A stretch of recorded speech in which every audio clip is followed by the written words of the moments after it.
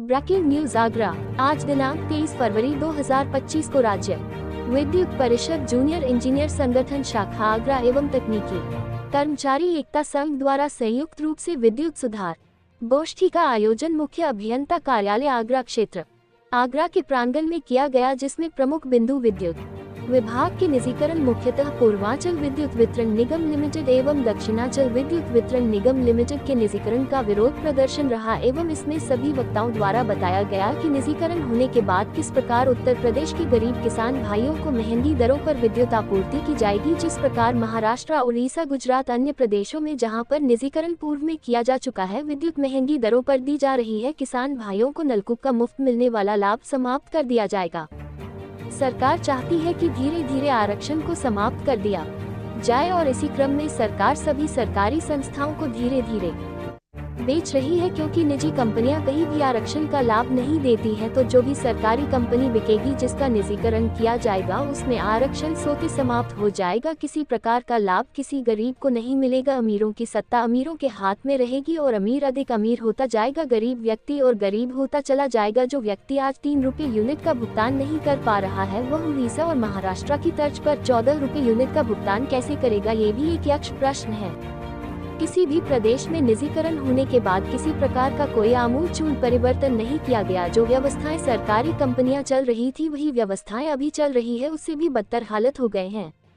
आज की गोष्ठी में प्रमुख रूप से राज्य विद्युत जूनियर इंजीनियर संगठन केंद्रीय अध्यक्ष श्री अजय कुमार जी, आगरा शाखा के जून सचिव श्री स्वप्नेंद्र कुशवाहा जी, ट्रांसफर के जून अध्यक्ष श्री महेश कुमार जी, उपखंड अधिकारी श्री शिवन सिंह जी, श्री रॉकी यादव, श्री विजय सिंह, श्री धर्मेंद्र सिंह, नीरज श्रीवास, विक्रम सिंह, अनिल कुमार सरवर, नीर हरवीर सिंह, यशमी ओझा, अजय शुक्ला जी, वेद प्रकाश भारती, महेश कुमार, श्री गजेंद्र सिंह, श्री हेमराज सिंह एवं लगभग 30 से 40 अन्य अवर अभियंता, साथ ही विद्युत तकनीकी कर्मचारी एकता संघ से दक्षिणांचल अध्यक्ष श्री चंद्रपाल सिंह, संरक्षक श्री ललित चक्रवाल, अवधेश शर्मा, संगठन मंत्री सोनू वर्मा, अखिलेश शर्मा, तेजवीर सिंह एवं लगभग 25 से 30 अन्य साथी मौजूद रहे।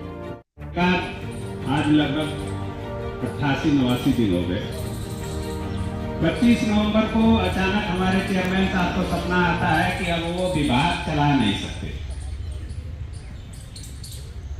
और उन्होंने हमारे कर्मठ प्रदेश के सभी मुख्य अभियंताओं को बुलाया, प्रदेश के सभी डायरेक्टर्स को बुलाया और मीटिंग ली और शुरुआत में ही पीपीटी द्वारा दिखाया कि इतने करोड़ का कर्जा हो गया है और हमारा यूपीपीसीएल कर्जे के जाल में फंस चुका है और अब हम इसको चला नहीं सकते। साथियों, अगर आप चला नहीं सकते तो आप चले जाइए, हम चला के दिखाएंगे। आप छोड़ दीजिए, आप निकम्मे हो सकते हैं, हम निकम्मे नहीं। हमने इस विभाग को आजादी के पहले से चलाया। ये विभाग आज से नहीं है। जब आजादी के पहले बिजली व्यवस्थाएं छोटे छोटे क्षेत्रों में बड़े बड़े उद्योगपतियों के हाथ में हुआ करती थी। बिजली सिर्फ और सिर्फ महलों की चीज हुआ करती थी, भोग विलासिता की वस्तु हुआ करती थी।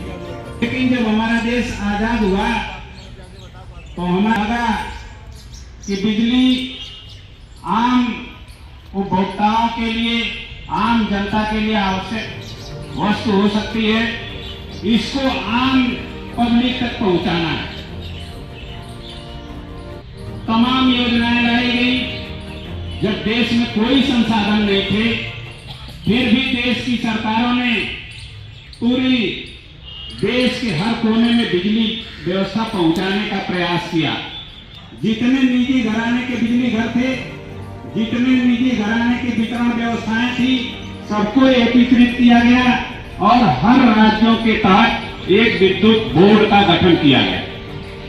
सारे राज्यों के बिजली बोर्ड बनाए गए और उनका काम ही ये तय किया गया कि प्रदेश की जनता, देश की जनता के घरों तक बिजली पहुंचानी है 100%। बहुत पैसा खर्च हुआ होगा, आप अंदाजा लगाइए। हमारा देश कितना बड़ा है, हर घर तक आज बिजली पहुंच गई।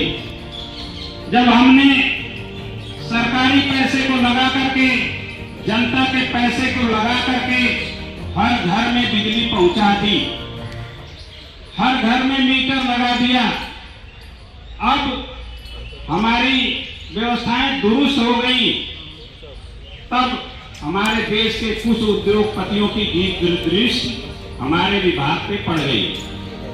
अब उन्हें ये लग रहा है कि ये सारे संसाधन बन गए हैं, हमें कुछ नहीं करना है और जनता से दोहन करना है।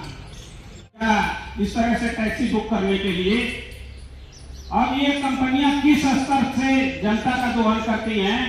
अगर आपके कहीं किनारे रात में पड़े हुए हैं और आपको टैक्सी बुक करना है और आपकी बैटरी 10% से कम हो गई, तो आप कोशिश करते हैं कि जल्दी से बुक करो भाई, नहीं तो रात में हमारा डिस्कनेक्ट हो जाएगा तो मुझे और दिक्कत होगी। अब ये कंपनियां बैटरी तक की मॉनिटरिंग करते हैं कि आपकी बैटरी कितनी है, और जैसे ही उन्हें पता चलता है कि आपकी बैटरी 10% से कम है, तो जो राइड की कीमत 100 रुपए होती है उसकी कीमत 250-500 कर देते हैं, और आप मजबूर होते हैं कि यार अभी नहीं करूंगा तो मेरी राइड बुक नहीं हो पाएगी, और आप 250-500 रुपए में वही टैक्सी जो 100 रुपए में मिल सकती है उसको आप बुक करते हैं। इस तरह से निजी कंपनियां लोगों की जेब काट रही हैं और आप चुपचाप उनका शिकार बन रहे हैं, आपको जानकारी भी नहीं हो रही। इसी तरह से आज प्रयागराज में महाकुंभ चल रहा है, आपने देखा होगा, जो निजी कंपनी के हवाई जहाज हैं, निजी कंपनियों द्वारा चलाए जा रहे बस हैं, ट्रांसपोर्ट के साधन हैं, निजी कंपनियों द्वारा जो छोटे छोटे होटल और रेस्टोरेंट चलाए जा रहे हैं, किस तरह से जनता के पैसे की लूट कर रहे हैं। जो किराया दिल्ली से प्रयागराज का 2500 से 3000 करीब होता है, उसके लिए कंपनियों ने एयर की कंपनियों ने लगभग 40,000 रुपए वसूले हैं लोगों से। आखिर आपका रेट बढ़ाने का क्या तर्क है?